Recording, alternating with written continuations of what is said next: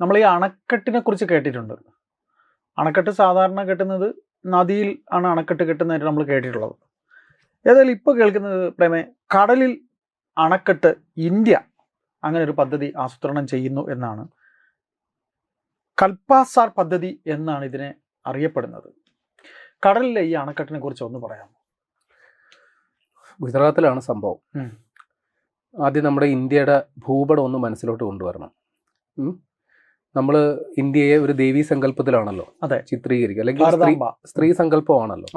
അപ്പോൾ മേളിൽ തല, രണ്ട് കൈകൾ, വലതും ഇടതും രണ്ട് കൈകൾ, കാൽപാദം നമ്മുടെ കേരളം ഉൾപ്പെടുന്ന ഭാഗം, ഏകദേശം അങ്ങനെയാണല്ലോ. അപ്പൊ ഈ ഗുജറാത്ത് എന്ന് പറയുന്നത് വലത് കൈയുടെ ഭാഗത്ത് വരും അല്ലേ. മറ്റേ വടക്ക് കിഴക്കൻ സംസ്ഥാനങ്ങളുണ്ടല്ലോ നമ്മുടെ ബംഗ്ലാദേശുമായിട്ട്, അല്ലെങ്കിൽ ആ ഒരു ഭാഗത്തുള്ളത്, അത് ഇടത് കൈയാണെന്ന് സങ്കല്പിക്കുക.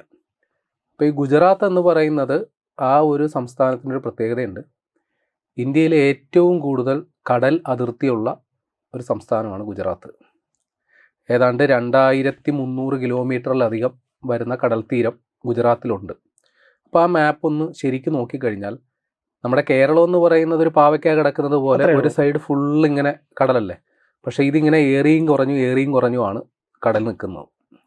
കുറച്ച് ഉള്ളിലോട്ട് കയറി ഇറങ്ങി രീതിയിലാണ്. അപ്പോൾ നമ്മൾ ഗുജറാത്തിനെ 3 തരംതിരിക്കും.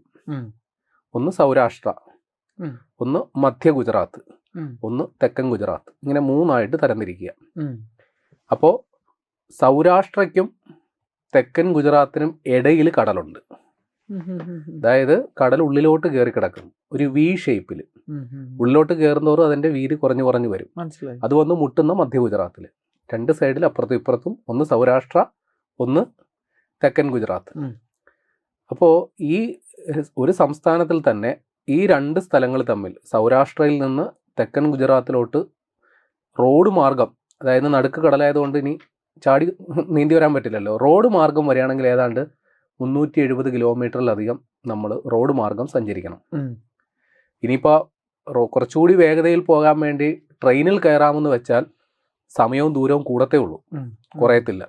അതിപ്പോൾ പറയുകയാണെങ്കിൽ അവിടുന്ന് പിന്നെ ട്രെയിൻ ആണെങ്കിൽ ആദ്യം സൂറത്ത്, വഡോദര, അഹമ്മദാബാദ്, ഭൗനഗർ അങ്ങനെ ചുറ്റിക്കറങ്ങി വരണം.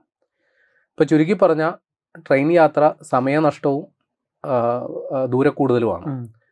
അപ്പോൾ ഒരാലോചന വന്നു. ഈ ആലോചന വന്ന് ഇപ്പോഴല്ല, 1975 മുതൽ ഈ സൗരാഷ്ട്രയെയും ഈ തെക്കൻ ഗുജറാത്തിനെയും കടൽ മാർഗം ബന്ധിപ്പിച്ചാൽ അതിൽ ഈ അറബിക്കടലിനോട് ഏറ്റവും ചേരുന്ന ഭാഗത്ത് ഏതാണ്ട് 180 കിലോമീറ്റർ ദൂരവ്യത്യാസമുണ്ട് 2 സ്ഥലങ്ങൾ തമ്മിൽ. എന്നാൽ ഉള്ളിലോട്ട് പോകും തോറും കടലിൻ്റെ വിസ്തീർണം കുറഞ്ഞു വരിക. ഈ വി ഷേപ്പിൽ കൂർത്തു വരുന്ന ഭാഗത്ത് വീതി കുറവാണ്. അപ്പോൾ അങ്ങനെ ദൂരക്കുറവുള്ള സ്ഥലത്ത് എവിടെയെങ്കിലും പരസ്പരം ബന്ധിപ്പിച്ചാൽ ഈ 2 സ്ഥലങ്ങൾ തമ്മിൽ പരസ്പരം ഗതാഗതം സൗകര്യമുണ്ട്, മറ്റെല്ലാ കാര്യങ്ങളും സൗകര്യപ്രദമായിട്ട് നടക്കും. അങ്ങനെ 75 മുതൽ തുടങ്ങിയ ഒരു ആലോചനയാണ്. ഗുജറാത്ത് സർക്കാർ തന്നെയാണ് ഈ ആലോചന തുടക്കമിട്ടത്. പക്ഷേ ആ ഒരു നടക്കാത്ത സ്വപ്നം എന്ന് തന്നെയാണ് അന്ന് കരുതിയിരുന്നത്. പക്ഷെ ആ സ്വപ്നം ഇപ്പോൾ അതിനു വേണ്ടിയിട്ടുള്ള പാരിസ്ഥിതികാഘാത പഠനവും തുടങ്ങി. ആ പദ്ധതിയുമായിട്ട് മുൻപോട്ട് പോകാൻ തന്നെയാണ് കേന്ദ്ര സർക്കാരിൻ്റെ തീരുമാനം. ആ പദ്ധതി വലിയ കാലതാമസം ഇല്ലാണ്ട് തുടങ്ങും എന്നാണ് അറിയാൻ സാധിക്കുന്നത്. പിന്നെ ഈ പദ്ധതിയെക്കുറിച്ച് വിശദമായിട്ട് പറഞ്ഞു കഴിഞ്ഞാൽ അടിസ്ഥാനപരമായിട്ട് ഈ 2 നഗരങ്ങളെ തമ്മിൽ ബന്ധിപ്പിക്കുക എന്നുള്ളതാണ്. പക്ഷേ അതിനുമപ്പുറം ചില സംഗതികൾ കൂടിയുണ്ട്. ഈ പദ്ധതി യാഥാർത്ഥ്യമായാൽ ലോകത്തിലെ ഏറ്റവും വലിയ ഒരു ശുദ്ധജല തടാകമായിട്ട് ഈ പ്രദേശം മാറും. കടലിൽ അണക്കെട്ട് കെട്ടുക എന്ന് പറയുന്നത് നമ്മുടെ ചിന്തയ്ക്കും അപ്പുറമുള്ളൊരു സംഗതിയാണ്. സാധാരണഗതിയിൽ ഈ ഒഴുകുന്ന നദിയിലാണ് നമ്മൾ അണക്കെട്ട്, നമ്മുടെ സങ്കല്പം അതാണ്. പക്ഷെ ഇവിടെയും നദിയുണ്ട്. കാരണം ഈ കടലെന്ന് പറയുന്നത് നദികൾ വന്ന് ചേരുന്ന ഒരു സ്ഥലമാണല്ലോ. അപ്പോൾ ഇവിടെയും 3-4 നദികൾ വന്ന് ചേരുന്നുണ്ട്. അപ്പോൾ അതിൻ്റെ പേരുകളൊക്കെ ഞാൻ പറയാം. ഒന്ന് ധാദർ, മഹി, നർമ്മദ, സബർമതി, ഇത്രയും നദികൾ വന്ന് ചേരുന്നുണ്ട് ഈ ഭാഗത്ത്. അപ്പോൾ അത് കടലിൽ ലയിച്ചു പോകുന്നു. അപ്പോൾ കുറച്ച് ഇങ്ങോട്ട് മാറിയൊരു അണ കെട്ടിയാൽ സ്വാഭാവികമായിട്ടും ഈ നദി വന്ന് ചേരുന്ന ശുദ്ധജലം അവിടെ തന്നെ കിടക്കും എന്നാണ് നമ്മൾ മനസ്സിലാക്കേണ്ടത്. പിന്നെ അധികമായി വരുന്ന വെള്ളം കടലിലോട്ട് നമുക്ക് തള്ളുകയും ചെയ്യാം. നേരെ തിരിച്ച് കടലിൽ വേലിയേറ്റം ഉണ്ടാകുമ്പോഴോ അല്ലെങ്കിൽ കടൽ പ്രക്ഷുബ്ധമാകുന്ന സമയത്ത് ഉപ്പുവെള്ളം ഇങ്ങോട്ട് കയറാൻ സാധ്യതയുണ്ട്. അപ്പോൾ ആ ഉപ്പ് വെള്ളത്തെ നിയന്ത്രിച്ച് നിർത്താനും നമുക്ക് ഈ അണക്കെട്ട് ഉപയോഗിക്കാം. അപ്പോൾ വെറുതെ ഇങ്ങനെ അണക്കെട്ടി വെച്ചിട്ട് കാര്യമില്ല, രണ്ട് സ്ഥലങ്ങളെയും തമ്മിൽ ബന്ധിപ്പിക്കണമല്ലോ. അപ്പോൾ അണക്കെട്ടിൻ്റെ മുകളിൽ കൂടി ഇപ്പോൾ ആ അണക്കെട്ടിൻ്റെ നീളം ഏതാണ്ട് കൃത്യം പറഞ്ഞാൽ 60.13 കിലോമീറ്റർ ദൂരം, അത്രയും വലിയ വമ്പം പ്രോജക്റ്റാണ്. ആ അണക്കെട്ട് നിർമ്മിക്കാനായിട്ട് ഏകദേശം ചെലവ് 1.33 ലക്ഷം കോടി രൂപ. കൃത്യം പറയുകയാണെങ്കിൽ 1,33,246 ലക്ഷം കോടി രൂപ ചെലവ്. ഭീമമായ സാമ്പത്തിക മുതൽ മുടക്കുണ്ട്. അതുകൊണ്ട് തന്നെ ഇതിൽ കേന്ദ്ര സർക്കാരിന് വലിയ പങ്കാളിത്തമുണ്ട്. കാര്യം ഇതൊരു ദേശീയ പ്രാധാന്യം, ഒരു സംസ്ഥാന സർക്കാരിൻ്റെ ആഗ്രഹമാണെങ്കിലും ദേശീയ പ്രാധാന്യമുള്ള ഒരു പദ്ധതി എന്ന നിലയിൽ കേന്ദ്ര ജലവിഭവ വകുപ്പ് ഇതിൽ ഇടപെടുന്നുണ്ട്. അപ്പോൾ കേന്ദ്ര സർക്കാർ വലിയൊരളവ് ഇതിൽ പണം മുടക്കും. കൂടാതെ ഇത്രയും വലിയൊരു നിർമ്മിതി ആയതുകൊണ്ട് അത് PPP മാതൃകയിലായിരിക്കും നിർമ്മിക്കുക. അതായത് നിർമ്മിച്ച് അതിൻ്റെ പ്രവർത്തനം നടത്തി കൈമാറുക. ഒരു നിശ്ചിത കാലാവധി ഏത് കമ്പനിയാണോ ഇതിൻ്റെ നിർമ്മാണ കരാർ ഏറ്റെടുക്കുന്നത് അവർക്കതിൻ്റെ ഉടമസ്ഥാവകാശം കിട്ടും. അതിൻ്റെ ടോളടക്കമുള്ള കാര്യങ്ങൾ കൊടുക്കണം. അപ്പോൾ ഈ പറയുന്ന 60.13 കിലോമീറ്റർ വരുന്ന ഈ പാതയുടെ മുകളിൽ കൂടി ഒരു 16 വരി, നമ്മുടെ നാട്ടിലൂടെ ദേശീയപാത 4 വരിയാണ്, 16 വരി പാത. അതിൽ റോഡുണ്ടാകും, റെയിലും ഉണ്ടാകും. റെയിലിൻ്റെ ഒരു 4 വരി, ബാക്കി ഇപ്പുറത്ത് റോഡ് മാർഗവും ഉണ്ടാകും. അപ്പോൾ ഒരു വലിയൊരു സഞ്ചാര സാധ്യതയാണ് അവിടെ നിർമ്മിക്കുന്നത്. അപ്പോൾ എന്തിനു വേണ്ടിയിട്ടാണ് ഇത്രയും വലിയൊരു ശുദ്ധജല തടാകം നിർമ്മിക്കുന്നതെന്ന് ചോദിച്ചാൽ അതിനും കാരണങ്ങളുണ്ട്. അത് ഈ ധോലേറ എന്ന് പറയുന്ന ഒരു സ്മാർട്ട് സിറ്റി അവിടെ നിർമ്മിക്കുന്നുണ്ട് ഗുജറാത്തിൽ. അപ്പോൾ അതിൽ വേണ്ട ജലത്തിൻ്റെ ലഭ്യത ഉറപ്പുവരുത്തണം. കൂടാതെ സൗരാഷ്ട്ര എന്ന് പറയുന്നത് ഒരു കാർഷിക മേഖലയാണ്. ഗുജറാത്തിനെ കുറിച്ച് നമ്മൾ പൊതുവേ ധരിച്ചു വെച്ചിരിക്കുന്ന ഒരു വ്യാവസായിക മേഖലയാണ്. ഈ ഒരുപാട് റിഫൈനറികളൊക്കെ ഉള്ള ഒരു സ്ഥലമാണ്. പക്ഷേ സൗരാഷ്ട്രയിൽ ഏതാണ്ട് 9 ജില്ലകളിൽ വലിയ രീതിയിൽ കൃഷി നടക്കുന്നുണ്ട്. പക്ഷേ അവിടെ വരണ്ടുണങ്ങിയ പ്രദേശമാണ്, വെള്ളത്തിന്റെ ലഭ്യത കുറവാണ്.